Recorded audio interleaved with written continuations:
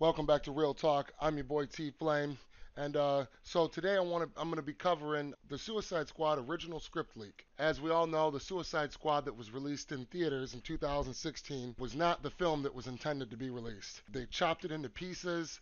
They turned it into some kind of abomination the same way that they did Justice League. So I couldn't find the original script leak. I found a guy that covered a actual video on the original script leak. This is the script that I read, and this script dropped weeks before the theatrical release of Suicide Squad. Weeks before the actual release.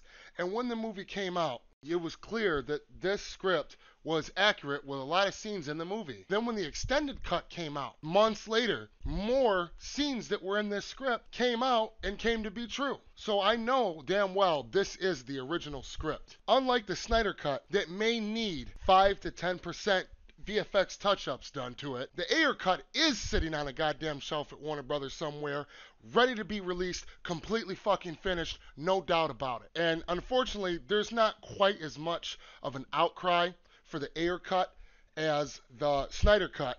I'm a big supporter of the release the Snyder Cut, and I mean one movement at a time.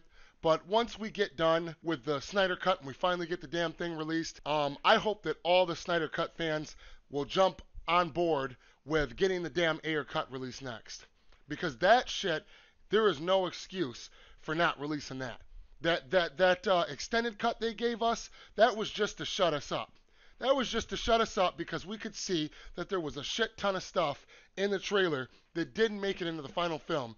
And they wanted to try and, pretend like, the extended cut was going to replenish certain scenes without giving us what the movie was intended to be. I'm going to break this script down for you guys, and we're going to jump right into this, all right? It's from the Hybrid Network. You can follow them on Twitter, and they also have a YouTube channel. I want to throw credit out there to the Hybrid Network because I couldn't re-find the original script. It's been 3.5 years. I could not find the script anywhere.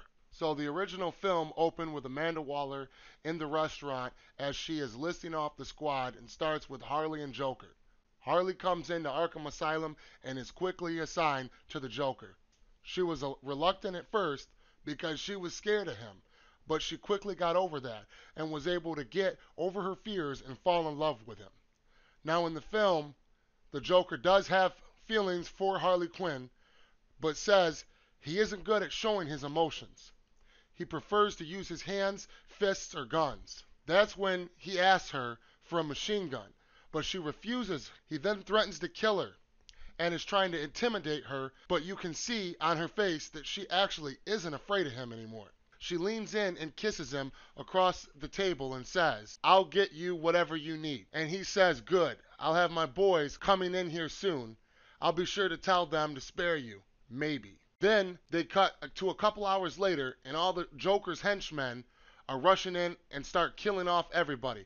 There's a person with a goat head, there's a person with a giant eyeball head, and they say to go find Mr. J. Harley Quinn comes in and lets the Joker loose and gives him his gun. And he says, "No, dollface, I like to make these men go night-night." He kisses her, then grabs the bat and goes through Arkham Asylum and beats their heads in with a wooden bat that would eventually become Harley's bat. That's why the bat is called Goodnight. We then cut through all the squad members and their backstories that show how Boomerang actually made his boomerangs like knives, and the camera boomerang, and apparently it was hilarious to see. Killer Croc is a true crocodile living in a swamp, mutated, but swimming on shore and going into his swampside home with raw meat hanging around in a big lazy boy couch. The Joker appeared sporadically in the original cut of the film, always dealing with the main plot from the background.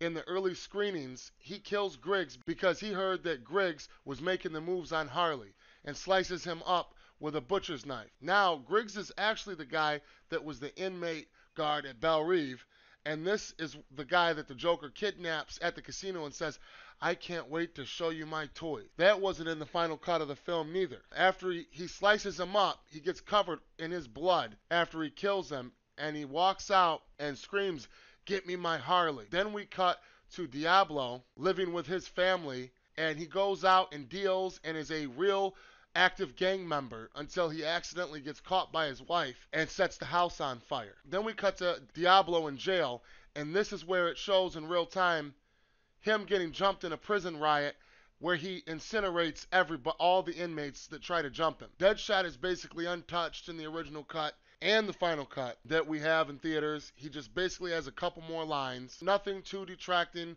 from the theatrical release. Now in the original film, we get to see more Katana's backstory. The movie moves on relatively untouched until we get to the bar sequence. Now we get to the bar scene. In the original cut of the film, the scene was more about the Suicide Squad and not just Diablo and Deadshot talking. All of the characters are talking about how they ended up locked up together, each talking about certain points in their lives and how their powers affect them. Then we cut back to the Joker and Harley Quinn having a fight in their apartment. The Joker storms out, leaving Harley crying, and she gets pissed at him and leaves on her motorcycle. See, that's that scene, that's that motorcycle chase scene that was missing from the entire fucking scene, missing from the theatrical cut that we got a part of restored in the extended cut of Suicide Squad. See, now this information was leaked a couple weeks before the damn movie came out in theaters. There's no way that they could have knew this shit before the movie came out. This is the original script breakdown right here. And then, so now the motorcycle scene, when she gets there, we pretty much know how that plays out. They get there, she's chasing him down the motorcycle, he slams on the brakes in his car, he gets out, says she's a pain in the... So we know how that played out. Oh, and but the difference is that scene is even more extended, and after that happens, the Joker bitch slaps Harley. She gets back up, they kiss, and she gets in the car with him, they drive off together. They ride around for a bit until the Joker gets the idea to make her more like him with the original Alex Ross style costumes.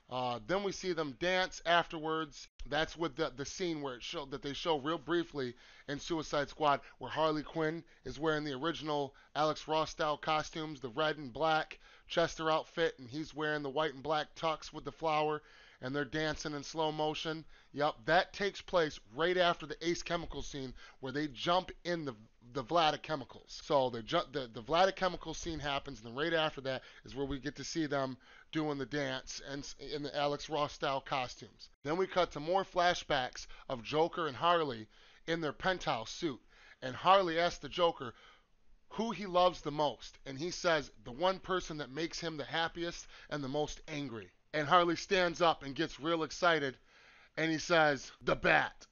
I miss our old squabbles. I miss how angry he got. Remember the good old days, Harley, when we took care of that little birdie? And it then cuts to another flashback of Batman holding Joker by the collar as a building is on fire in the background, presumably Wayne Manor. And he says, you've crossed the line this time, Joker. I'm going to hurt you this time.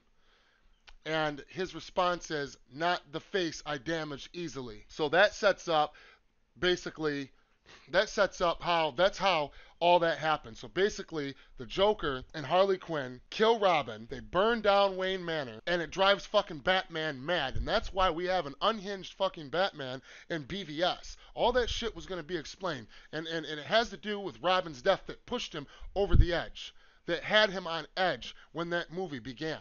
And it was going to show all this. They shot the footage of this. This shit is just sitting on a shelf at Warner Brothers. And it's just ridiculous that they cut this shit out of the movie, trying to disconnect it from Zack Snyder's fucking movies and trying to lighten it up and add humor in it. And don't get me wrong, the movie has problems, but this is a far superior movie than what we actually got.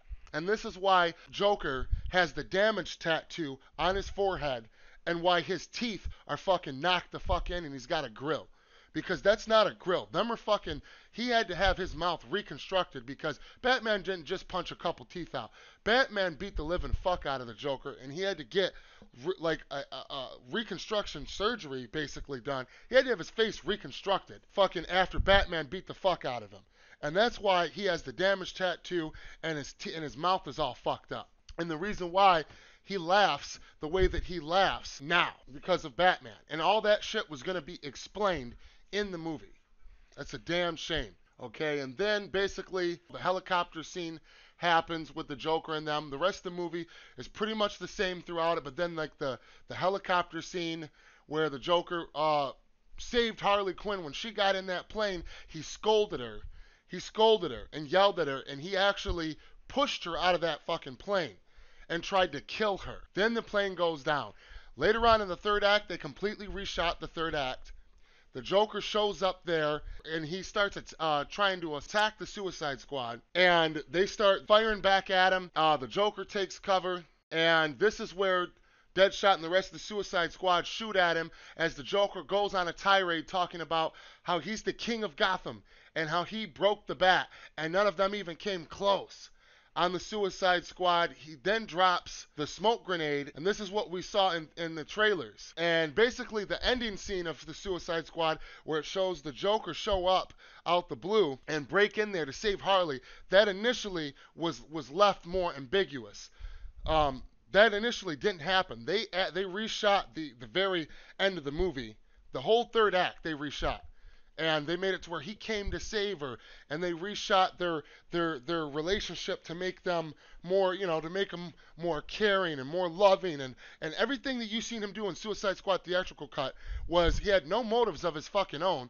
Only thing he was doing was, where's Harley Quinn? Where's Harley Quinn? I'm going to save Harley Quinn. That's my girl. That's all he was doing in the theatrical cut. It explained a lot more about their relationship. It showed a lot. There was so much more context to shit. The movie was definitely going to be rated R. There was a lot of blood, a lot of gore. Every character had more backstory. Killer Croc's backstory, completely cut, completely altered. He was going to look more like the Killer Croc, an actual crocodile, like in the Batman Arkham games. Like a mutated crocodile man. Katana, she was supposed to her sword was supposed to glow and let off a special effect that showed souls coming from it. And her eyes, she ends up becoming possessed at the end of the movie by the Enchantress and starts attacking the Suicide Squad, and Katana and Killer Croc have to fight each other. El Diablo lives.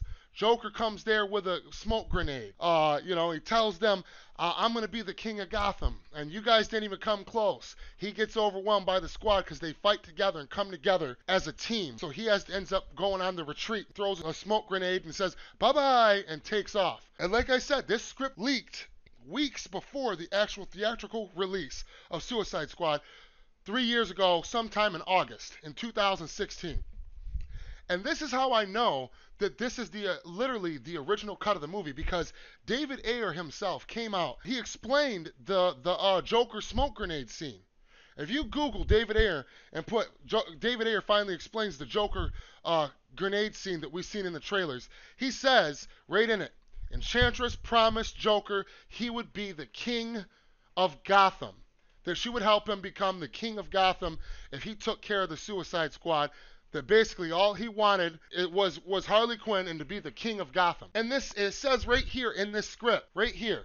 Let me read it again. It says, the Joker goes on a tirade talking about how he's going to be the king of Gotham and how he broke the bat and none of them even came close on the Suicide Squad.